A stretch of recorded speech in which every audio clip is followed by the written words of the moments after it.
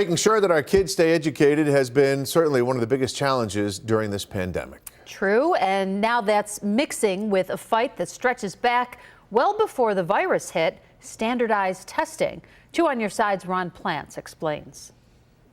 In the previous school year, both those standardized tests for students in grades 3 through 8 and Regents exams for graduation were put aside as students and teachers had to adjust to remote learning as COVID cases mounted.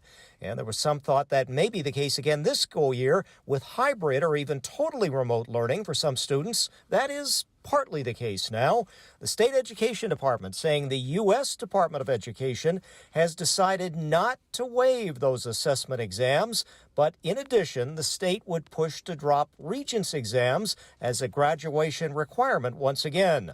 Some better news for districts is that the exams will not be used for accountability purposes, with student performance affecting a school's ranking. There are also allowances for how students with parents who do not want them to come to school as yet would actually take the exams. But some local educators still questioning why have the exams when some students still struggle with remote learning. People should not be under the mistaken impression that we aren't assessing kids effectively over the course of the school year, because we are.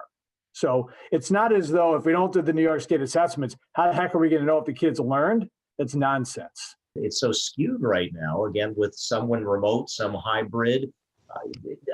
Does it make sense? It really doesn't make sense. What makes sense is to check a student's growth against themselves, not against an arbitrary standard that's set by collecting all of the students in a certain grade level. That makes no sense at all.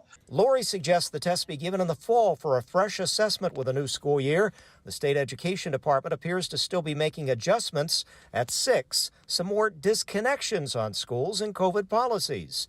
Ron Plants, Channel 2 News.